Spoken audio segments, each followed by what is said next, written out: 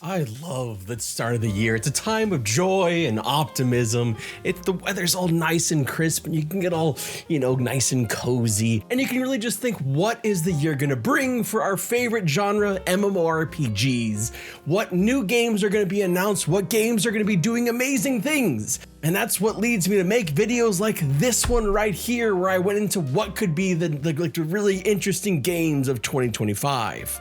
And then, then reality hits in. It really hits the fan.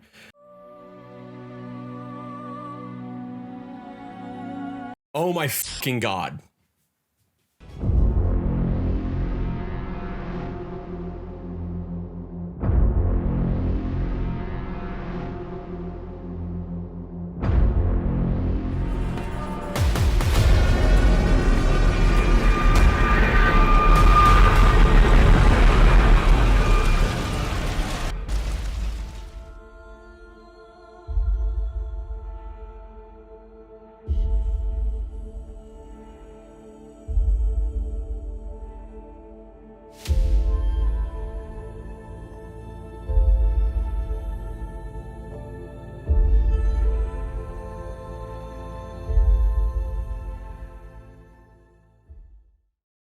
And it starts to get unseasonably hot. You're just sweating all the time, and it just bugs and shit, and they're eating your skin, and it just, I'm just complaining about weather now. So let's move into the actual MMOs and what actually has happened this year in the year 2025, at least the first half of 2025, for some of the MMOs that I thought would have the most exciting year. Not MMOs that were going to be the best MMOs of the year, the ones that were going to have the most news, the most interesting developments, and potentially the biggest jumps forward in development, as a lot of them are in development MMOs. And I think it's safe to say that the results have been pretty mixed overall, across almost all of them, with a couple dumpster fires in there. So let's get to it, I guess. Of the games on this list, the one that we're starting with, Stars Reach, is the one that probably jumped ahead to the most excitement early in the year. They launched and completed a Kickstarter for $750,000, a Kickstarter for proof of interest in the game, not to fully fund it, as they already got an investment equaling more than that in total dollars of the Kickstarter since then, and previously they'd had what you'd expect to be multiple rounds of investment to get the game to the state it's in now, and have since then made several updates to the current build of the game. The game, of course, if you're unfamiliar, is the upcoming sandbox style game where you can kind of build and do whatever you want in the game, a lot like EverQuest Landmark but in space, and it's being made by MMORPG legend Raf Koster. The game is running more frequent tests now, with weekly short tests of a couple hours at a time, and working toward bringing the game up to 24/7, though they said that will be complicated to do. The game itself is progressing, and they've been much more vocal this year, with several dev streams, even one showing off the advent of world events like meteors that hit the planet with precious resources that you can go and find. I really got to see one of these events myself in the game right before servers shut down, which I think is it's in one part bad luck, but also shows where this game is when events like that are happening, and then the shortness of the tests kind of hits home. I hope in the back half of 2025 we get to see the game move to 24/7 testing, because I think it's really needed to get a good feel for the mechanics as they exist and how the game works when you have players running around and destroying everything and building everything all the time. I think in this game specifically that 24/7 testing might be more important than some others, just to see what kind of impact players have on the world, since players have so much agency in changing the world. And also because as I've been playing, one of the big issues that I've had with the gameplay itself is a latency issue with combat that makes combat kind of just unfun right now. When the things are kind of skipping across the screen, it just doesn't feel very good. But that's not my biggest concern of the game. It's actually a bigger meta concern for the game and its design. And it's one I've mentioned before, and I've actually even brought to the attention of Raf Koster. Can Stars Reach exist as a game without pre-made content, the likes of which existed in Star Wars Galaxies and Ultima Online? Can it be successful without a grounding space like Theed or Moonglow? PAX Day demonstrated that a pure sandbox can be a hard sell to MMO players. Although you also have games like Minecraft, and since this game is aiming at a different audience, a different MMORPG audience than your traditional MMORPG, it might be a game where I'm a bit more out of touch with what's needed than what they are actually going for. So I'm hopeful to be completely wrong on this. Still, with all the issues, I think this game has done well on this list of the exciting games to watch in 2025.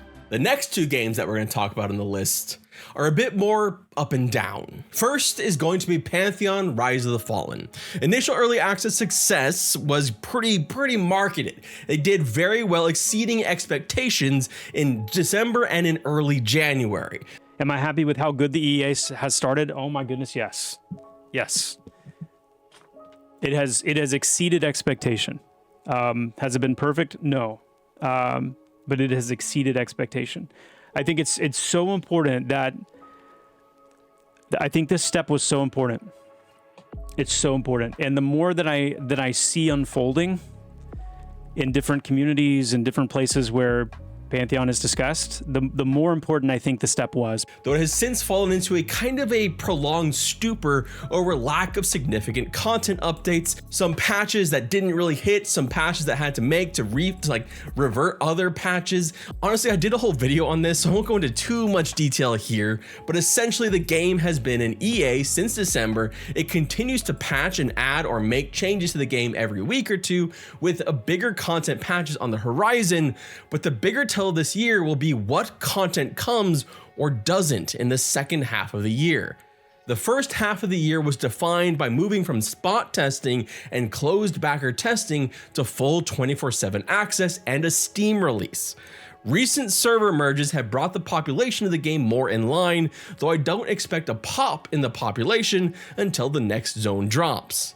What this game really needs right now, and I think this is a pretty much universal concern across the player base, including people that don't really like the game that much and people that love the game. It needs more content. It just needs more. And my biggest concern through it all is going to be a concern I've had with every indie MMO, and especially with Pantheon. It's the cadence, it's the time it takes for them to get this content out because of their small team and their small budget. That content is needed to make players come and play the game.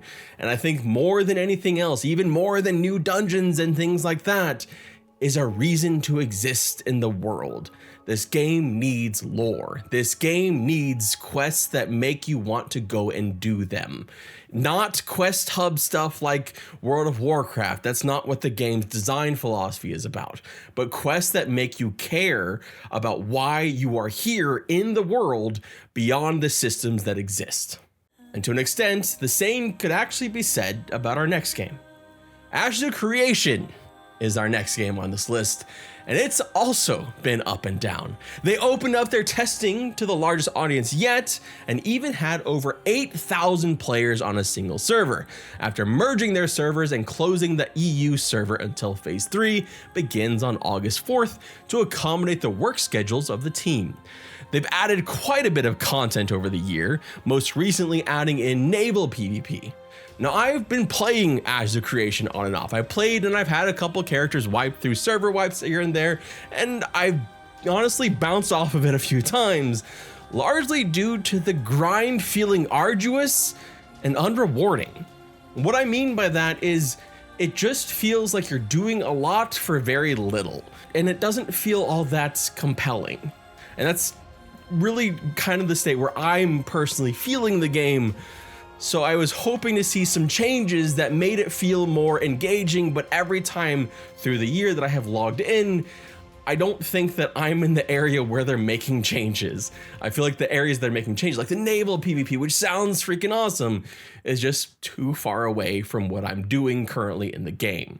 And so that's why, For this particular game, I think it's more beneficial, instead of just listening to me and my lack of experience, to listen to someone who knows a shit ton more about Ashe's creation and someone that is pretty damn fair when it comes to the game. Obviously, he loves the game, but is also not scared to be critical of the game when it's time to be critical. Like a video that I'll link down below talking about all the critiques of the game since it has gone into its alpha stages. Let's first discuss the grind. Ashe's creation currently has perhaps the most miserable leveling experience I've ever taken a part of, though to be fair, the game is far from its intended leveling experience. Intrepid did a good job slowly adding to the new player experience by making questing a lot more valuable and worth your time via XP and gear rewards. That creator is Nice Gaming, a PvP focused creator who can really talk about Ashe's creation more from the perspective of someone the game is made for. Stop talking about the current issues with the corruption system. One that I pointed out a while back on the corruption system being a potential issue because it's based off of kill. And well, if you die to an NPC from someone jumping you, well, that corruption doesn't go to that player. And I think that corruption system is a key to the dominoes that is Ashe's creation and how it's going to work out in the future. So there's some significant work that needs to be done on this game. And I think that honestly, like Pantheon, it's a mixed year so far for Ashe's. It went from its tremendous hype to kind of lower a little bit, just like every other game, where I think people are realizing just how much still needs to be done. But at least they're pushing out content.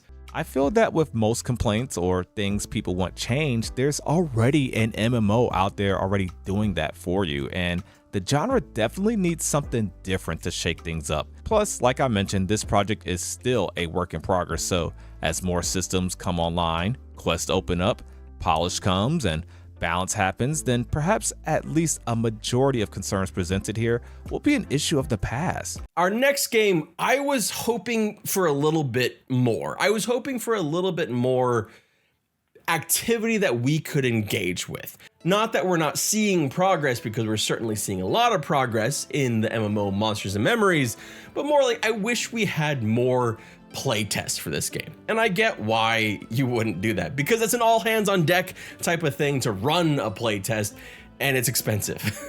You got to run servers and all that stuff, so it makes sense, especially with this game not actually fully being released yet.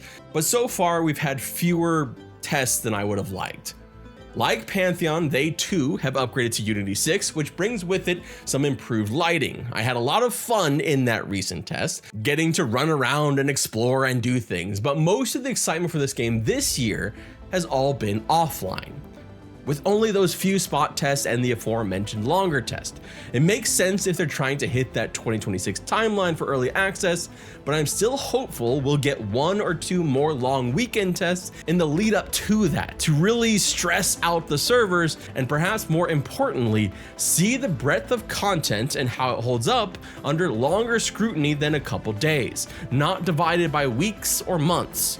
That April playtest was a successful one though, with a max player count of just over 1,000 with a total of 4,400 accounts. Perhaps the most impressive of all though, the average time per account was just about 10 hours over a 3-day period, with 45% of the accounts playing for over 5 hours. Not bad, honestly. That means a lot of people that are trying out the game, even in a test, are enjoying what they're playing. So far, we've talked a ton about a lot of indie MMOs, and a lot of them that are more like leaning in towards old school methods or old school graphics, or smaller teams in general that aren't able to produce big budget MMOs.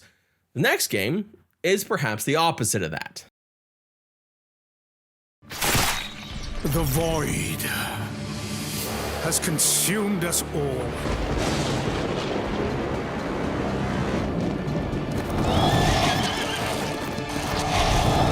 Is this the end?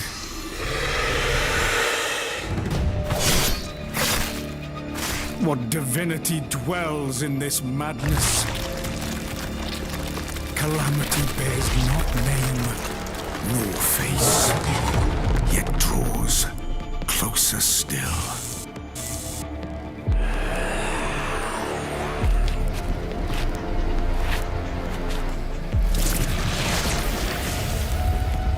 shall return you to the past.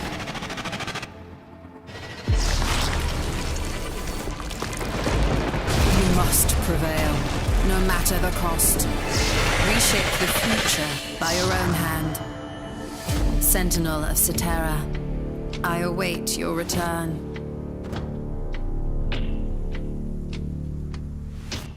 Chrono Odyssey. And well, shit, if I was doing this video in a few months, this might be more exciting section. Or at least that is what I would have said if Chrono Odyssey hadn't saved my ass and this video with a 20-minute long developer interview that gave us a ton more info than we've had in months. Basically laying out the entire purpose of the game, the world of the game, the way that combat's going to work in the game, traversal, what type of gameplay mechanics you're going to have, all in the lead up to that closed beta test. That interview dropped on May 24th, which, you know what, maybe this is a thing for procrastination because I've taken a long as hell time to edit this video, and it just so happened that they dropped that for me, so that's nice. Along with all the insight it gave us, it also showed off a ton of new visuals, like a lot of new combat that we hadn't seen before, character creator screens, and even traversal stuff. The vision of Chrono Odyssey isn't just focusing on the competitive areas, but also making a seamless world to explore, one where wandering the woods, cutting trees, fishing, or teaming up against powerful monsters are all rewarding. I think that any time that someone even mentions the word fishing and MMORPGs together, I think that Carter just sneezes 3 times and he doesn't know why. Get the damn fish! Fish seems difficult. Is there some sort of secret? We also got confirmation that Chrono Odyssey isn't a traditional fantasy setting with sci-fi and horror type elements that are eerie and imposing, especially cosmic horror. It's a setting where the past and the future will collide, adding more to the time dynamics we've seen in previous trailers and tying it directly to the setting itself, a setting of chaos and despair. Kinda like my life. In fact, the game is inspired in part by the legendary JRPG Chrono Trigger. Some of the footage we get to see of the game shows some cool stuff that I have grown to love in a game like Pantheon, like climbing over crumbling ruins, showing us the diverse settings from deep dark forests to cemeteries and otherworldly creepy shit. How else would you describe that? How else would you describe this than otherworldly creepy shit? Honestly, the developer interview kind of laid out what could be one of the most exciting MMOs in a long time, at least in the modern sense, as long as they don't fuck it up with monetization. I think that always has to be said, and I hate that that always has to be said. As long as they don't screw it up with terrible, greedy ass monetization. It looks like a game where you're gonna have a branching narrative that you can uncover through exploration, a game that allows you to get experience through most in-game activities, as they specifically say that you can reach max level through crafting and gathering alone. Be still my Ultima Online heart, where I had an entire character that never did any combat, and all he did was mine things and make shitty armor because I never got it high enough because I didn't have enough patience. But still, he didn't do any combat, but still my heart on that. But if you're looking for the massive raids of old or huge scale PvP, Chrono Odyssey doesn't sound like that kind of game, instead focusing on solo and small group, and at a max 5-man party group play. It'll be using an action combat system with dodge and parry mechanics, as well as a weapon swap system, and I am on record as thinking that weapon swapping is mostly just a gimmick and I don't like it, but hey, it's gonna be in there and it's gonna be important. The game's development started with strict class roles, but progressed into a hybrid model to allow for more freedom. One of the key things that may be important to my audience to hear specifically is this game seems to be really leaning into that hybrid system and into the potential for solo or small group play. So if you're looking for a more traditional class experience games, you might want to look towards Pantheon, Monsters and Memories, and for PvP as well, Ashes of Creation. Those generally sound like better bets for that type of thing. But that's not to say that group play isn't going to be part of this game. It's still one of their focuses that they spent a decent amount of time on in the video. As they put it, solo challenges are all about skill and strategy, while party content leans into teamwork and playing your role effectively. Everything they have said about combat and weapon swapping and even the solo solo and group play honestly made me think of this. If you played and enjoyed games like New World, you'll probably feel right at home with this. But we won't know for sure, obviously, until we can get our hands on the game and play it ourselves. So go, run, apply for the beta test. What the hell do you have to lose? You'll at least get to try it and see if it's something that you have any interest in investing time in at all. One of the feelings that I got from the video, something that makes me more excited more than the sparkling visuals and thrilling action combat, is the talk of the world. Sangate, the executive producer of the game, through multiple sections of the video, talked about the world and the inspiration, and how the MMORPG genre was the perfect vehicle to bring it to life. There's something huge to be said for a game world being the initial idea, and the mechanics coming into it after, instead of building it the other way around. At least in my humble, lore-focused, story-focused opinion, because I can't think of enjoying a story that was started with the idea of grammar and then the story came later. Maybe that's not the most apt way to put it, but that's how I feel in a lot of ways. Especially for an MMORPG or an RPG, the world and the story needs to come first. Our next game may or may not be an MMO, depending on your definition. Dune Awakening will finally be launching. Dune Awakening is a game that I've covered kind of at length over the last couple weeks on this channel. It's a game that will have servers, big servers that have up to a couple hundred players on them in the deep desert, but we'll be segmenting those same players into 40-player instances where you can actually build. When I played Dune Awakening, I found the building to be kind of meh. It was fine. I mean, there was a lot of issues with things kind of like clipping through your building. The building itself wasn't something that I was super excited about, but I did find the game itself to be gorgeous. I found the sandworms to be freaking terrifying and add a new and exciting part to the game that I wasn't expecting. But then the combat felt a bit bland. And then the major concern I have is the lack of enemy diversity that you have in a game that's probably going to encourage a whole lot of grinding. Grinding the exact same enemies just with slight variations over and over again, basically humans, is going to get, I think, a bit stale. Still gonna be trying the game, of course, and gonna be trying to play it with friends, because I feel like this game is best played with friends. But I have some major concerns. It's got great voice acting, great cinematics, beautiful, beautiful setting, but there's concerns. And again, of course, whether or not it actually is an MMO. But it will be launching in June, so there you go. You will get to play it soon. If you haven't already, because they just had a big closed beta test right shortly after the gigantic, shortly after they had all the content creators going and playing the same build and giving their first impressions, working towards this big reveal of the game and big release of the game with the slight delay from May 20th to June.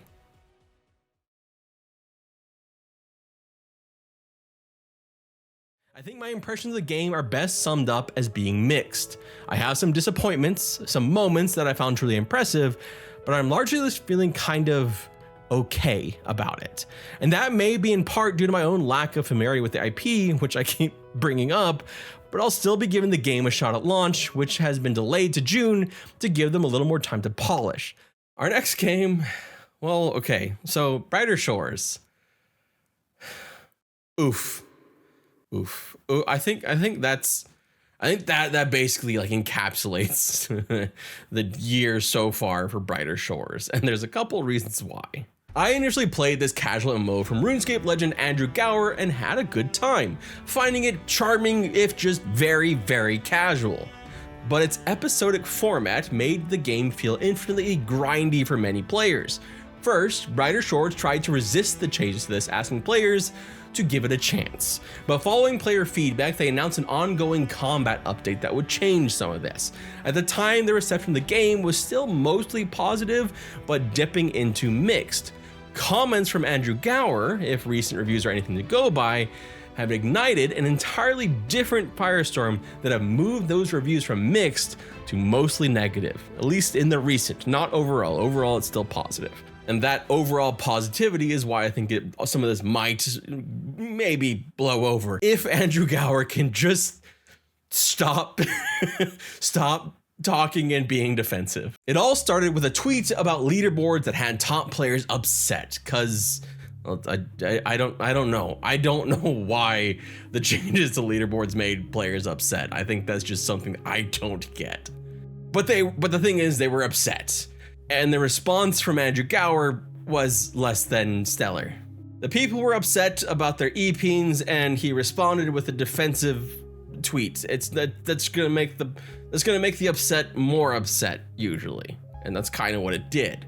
I think people interpreted this as his comments about time being wasted, more about like, you know, taking player feedback in general.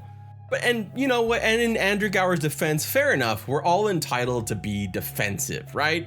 We're all entitled to maybe rage type a little bit, maybe spend a little bit too much time on our phones, responding to comments that are negative about a game you really like, or, you know, but maybe while you're supposed to be spending time on vacation with your wife, and you really shouldn't be looking at your YouTube comments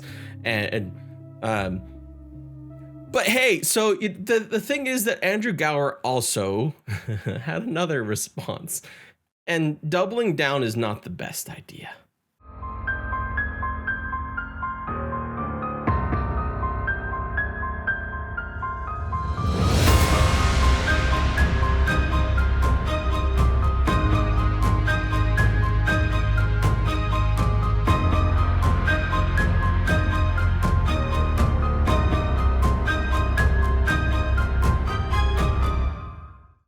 Come on, dude, you used all caps?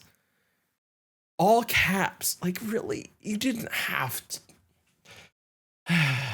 You know what? Let's just delete Twitter. I think society as a whole would benefit from that in general. I don't know if any game had a rougher first half of the year than Brighter Shores.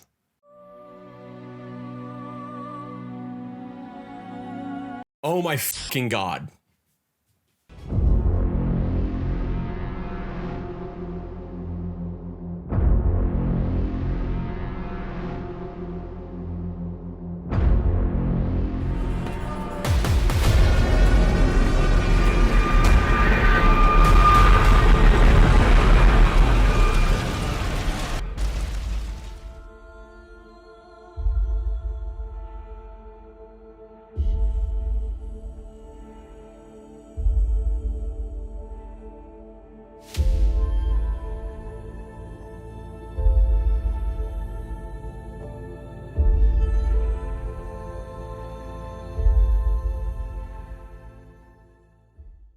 In my video earlier this year, I had Star Citizen on here largely because they have to launch this year. It's time. It's past time.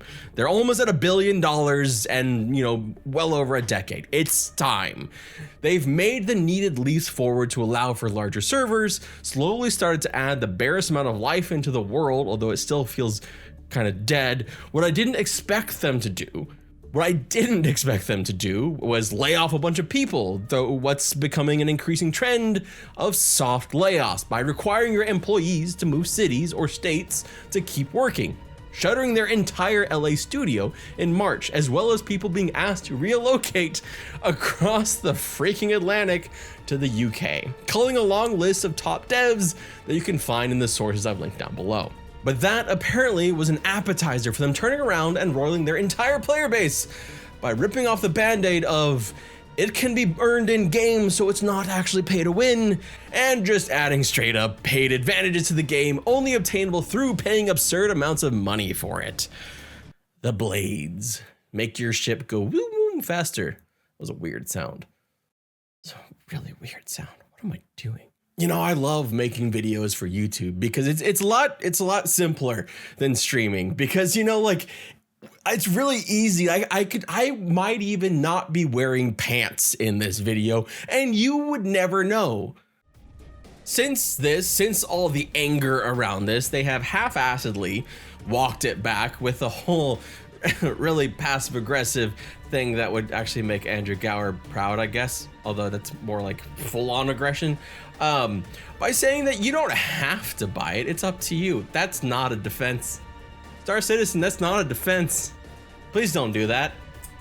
Please don't justify your shop when you have almost $1 billion in funding from players by saying, well, you don't have to buy the thing that's obviously a clear advantage in the game. But, you know, so they've walked it back and said that now everything will be earnable day one in game. So they'll sell stuff on the store, continue to sell stuff on the store, but you can also earn it in game, continuing essentially their model that for years has kind of been called predatory as it was. So, yeah. As someone who has at times enjoyed playing Star Citizen, really finding the flight mechanics just crazy cool and fun, but also being disappointed in the fact that the planets are kind of useless and there's not much to them, as well as, you know, just general issues with the game, you know, just feeling dead for the most part. This is upsetting because this game, for the genre's health, needs to launch and it needs to be good. You cannot have the most expensive game ever made, let alone just the most expensive MMORPG, be a failure. Like, I feel like I'm the freaking US government because it feels like it's too big to fail, you know? And it's frustrating. It's so frustrating to see that this is a year that needed to be imminent for Star Citizen and for Squadron 42. Instead, they seem to be squandering a lot of it. Oh well, you'll see what happens the rest of the year, I guess. Our next game, though, I was wrong. I was just wrong, just totally wrong. Archeage Chronicles. Yeah, it's not launching this year. It's delayed to 2026. Biggest miss of that video I made at the beginning of the year because it had already been delayed at that point, so I just messed up on my research. Whether or not this will be an MMO is also an open question, as it's been branded an online action RPG. Stop me if you've heard that before in any MMO that may or may not have rebranded themselves. I think the MMO term is becoming toxic to a lot of people. Not toxic players, just that exists too, but toxic as in they don't want to call it an MMO anymore. Hell, Dune Awakening stopped calling it an MMO too. But all that said, it does refer to large-scale raids and co-op gameplay, as well as dedicated housing zones and a system that allows players to come together to make town-like communities. Now, all of that sounds like an MMO, so the reason why I'm still leaning on this fence here with it being an MMO is you could probably say the same thing about Dune Awakening. So perhaps online action RPG will allow this game to sort of be a hybrid without all of the same scrutiny that comes with an MMO title. It's looking like the game is going to be more of a reset for the franchise than the sequel it was originally going to be. It'll still be a seamless open world experience with multiple players, and it won't lean into the massive PvP as much as prior games did. Instead, it's going to try to be more approachable with a focus on smaller group activities and narrative lore. But damn, I swung and missed on this one being exciting this year because if it's delayed till 2026, we're probably not going to hear shit about this game. We got some pictures and a couple interviews, but there's not much for this game out there. Maybe like I'll get lucky and they'll have like a surprise test at the end of the year, but I'm doubtful. But please, maybe. Our next game and I have a history. Corepunk. Corepunk is the gem that gave us stuff like this. I can put 1 foot behind my ear for a small fee. Okay. Who are you? I'm Tiffany Aurora, a spiritual voyager with a bitchin' bod from another Found a world. bunch of copper pipe. I came but here I with don't my know what friend it's used Cassidy. for. Back home, I was a professional dancer, but classy, understand? No touching. Cass got me into that mystic mumbo-jumbo. I didn't really believe in it. Boy, was I mistaken. I was getting spiritually cleansed by this mystic dude when everything started glowing. The universe kind of exploded and we ended up here. I mean, talk about your bad trips, am I right? Fortunately, we met up with Guru David. He's French. He's a fake, sure, but he's all right. He puts us up at his place. At night, we party with paying guests in the yoga house. I mean, a girl's gotta live, even on this stupid planet. What is this game? Since then, they have ditched their horrendous AI voices for actual human voices, but they couldn't manage to figure out their server issues, struggling multiple times and making multiple bad first impressions across multiple open tests, including their early access launch back in 2024, November of 2024. Since then, it's been quieter than I expected. They've added a PvPvE extraction dungeon and an adjustable dungeon difficulty key. Those last two updates are more recent, especially the dungeon, which was delayed multiple times, and they're a step forward for the game, so perhaps we're hitting a bit of a development stride for adding things to the game. Although it's been fairly quiet other than that throughout the year. So I would say, like, for this being the months after launching in early access, it's been perhaps a bit disappointing. We'll just have to see what the rest of the year brings. That was pretty much it for the games that I really thought were going to have something great or interesting in 2025. And then I had a game, an under the radar game, and then one that was morbid curiosity, the Quinfall.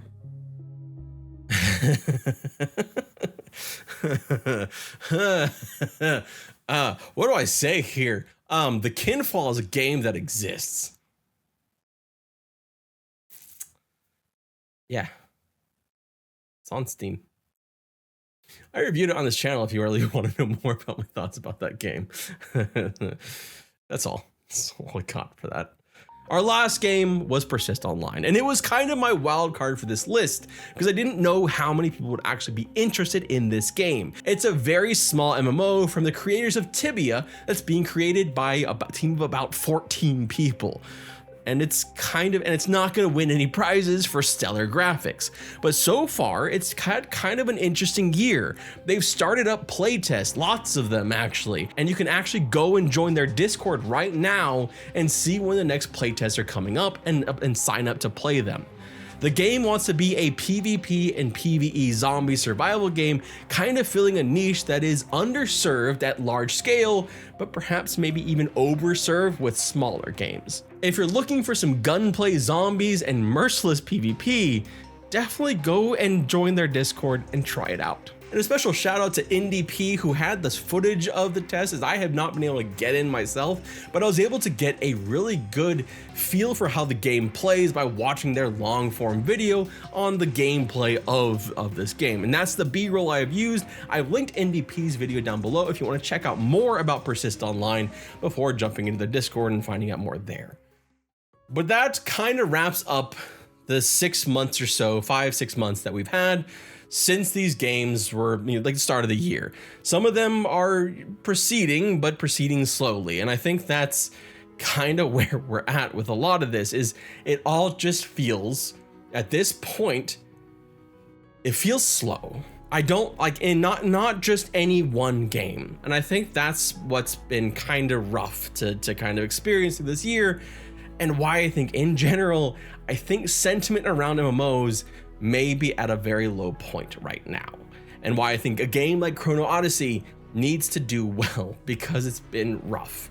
And these games that finally launched into early access or Kickstarters are showing the limits of an indie MMO, and specifically the speed in how they can develop and add content and develop, and how much they, like with Astro Creation having 8,000 players, but also needing to shut down their EU server because they don't have the staffing to deal with it, or Pantheon Rise of the Fallen not being able to launch a major content update since going into early access, like actually that adds in and expands the landmass of the game. And then Stars Reach, which is led by Raph Koster, still unable to get to that point where they're in 24/7 testing. I think it really just shows kind of where MMOs are at right now. And I think as optimistic as I generally am, I'm feeling it a bit. I'm with y'all. I'm feeling it. I'm a little less optimistic than I've been in the past. So here's hoping that the second half of the year, that I get to remake this video at the end of the year with much more joy, much more optimism, and much more excitement, because that's what I like making videos about. That and just making jokes that no one laughs at. My name is Redbird Flynn. Thank you so much for watching, and I hope you have a wonderful, wonderful rest of your day.